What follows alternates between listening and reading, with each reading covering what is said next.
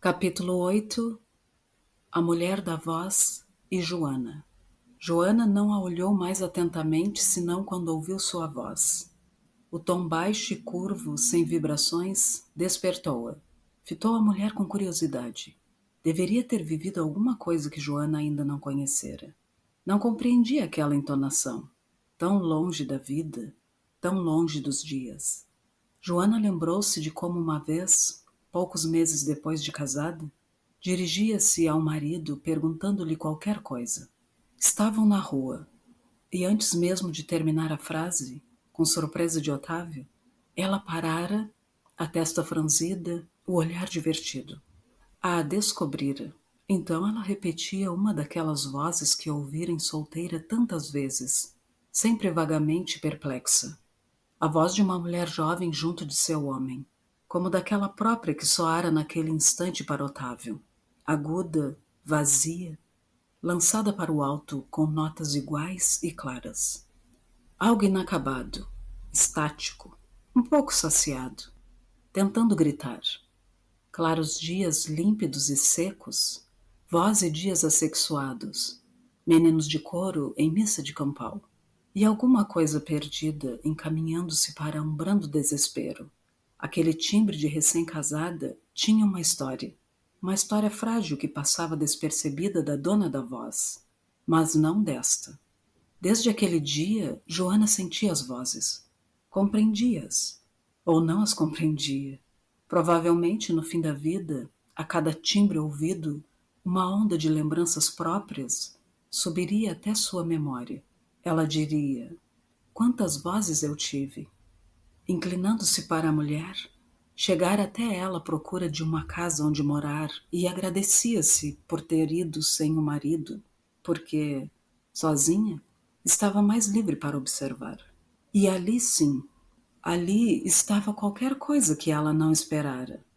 Uma pausa, mas a outra nem a olhava sequer.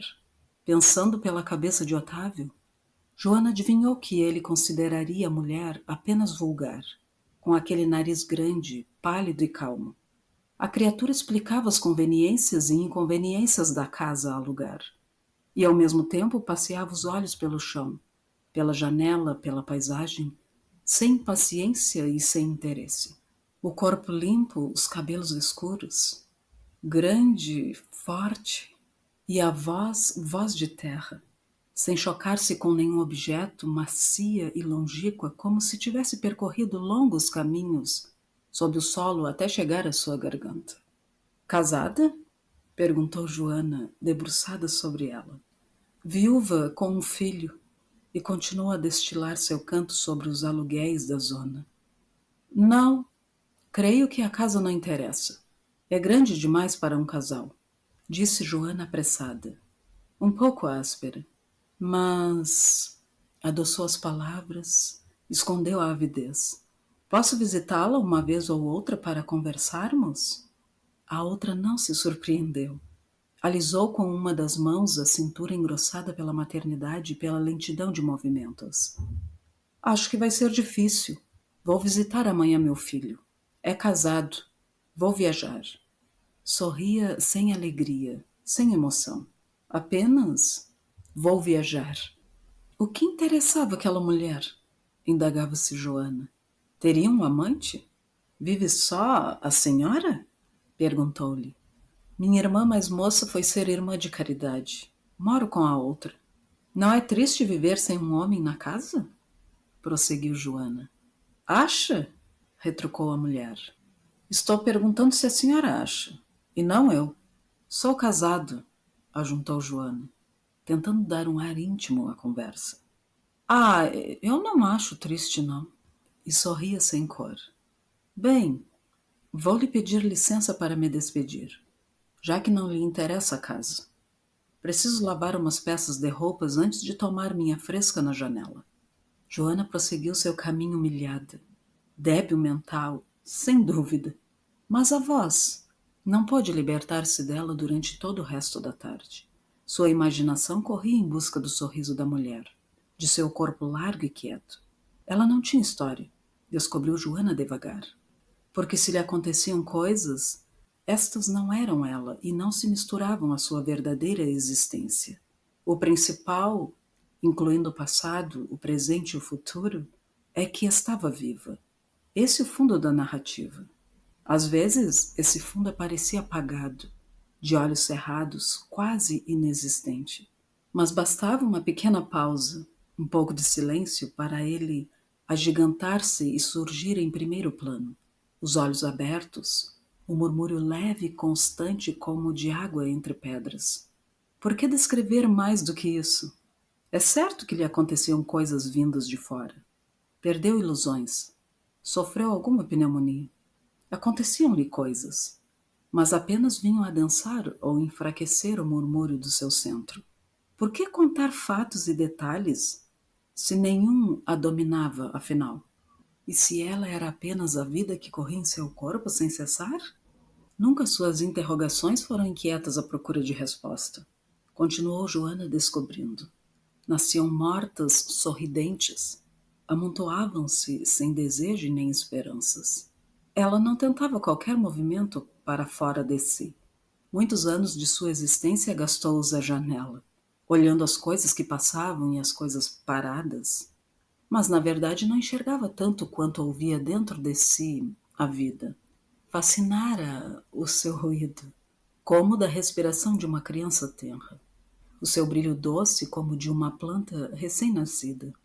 Ainda não se cansara de existir, e bastava-se tanto que, às vezes, de grande felicidade, sentia a tristeza cobri-la como a sombra de um manto, deixando-a fresca e silenciosa como um entardecer. Ela nada esperava. Era em si o próprio fim. Uma vez dividiu-se, inquietou-se, passou a sair e a procurar-se. Foi a lugares onde se encontravam homens e mulheres. Todos disseram: felizmente despertou. A vida é curta. Precisa se aproveitar. Antes ela era apagada, agora é que é gente. Ninguém sabia que ela estava sendo infeliz a ponto de precisar buscar a vida. Foi então que escolheu um homem. Amou e o amor veio a dançar-lhe o sangue e o mistério. Deu à luz a um filho. O marido morreu depois de fecundá-la. Ela continuou e desenvolvia-se muito bem. Juntou todos os seus pedaços e não procurou mais as pessoas. Reencontrou a janela onde se instalava em companhia de si mesma. E agora, mais do que sempre, nunca se vira uma coisa ou uma criatura mais feliz e mais completa, apesar de que muitos a olhavam com complacência, achando-a fraca, pois seu espírito era tão forte que nunca ela deixara de almoçar ou jantar muito bem, sem excesso de prazer, aliás.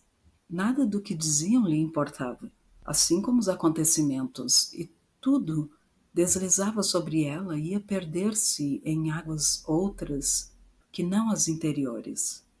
Um dia, depois de viver sem tédio muito iguais, viu-se diferente de si mesma. Estava cansada, andou de um lado para o outro. Ela própria não sabia o que queria. Pôs-se a cantar baixinho, com a boca fechada. Depois cansou-se e passou a pensar em coisas, mas não o conseguia inteiramente. Dentro de si algo tentava parar.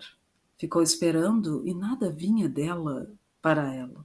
Vagarosamente entristeceu de uma tristeza insuficiente e por isso duplamente triste. Continuou a andar por vários dias e seus passos soavam como o cair de folhas mortas no chão. Ela mesma estava interiormente forrada de cinzento e nada enxergava em si senão um reflexo, como gotas esbranquiçadas a escorrerem. Um reflexo de seu ritmo antigo, agora lento e grosso. Então soube que estava esgotada e pela primeira vez sofreu porque realmente dividira-se em duas. Uma parte diante da outra, vigiando, desejando coisas que esta não podia mais dar. Na verdade, ela sempre fora duas. A que sabia ligeiramente que era e a que era mesmo profundamente. Apenas até então as duas trabalhavam em conjunto e se confundiam. Agora, a que sabia que era, trabalhava sozinha, o que significava que aquela mulher estava sendo infeliz e inteligente.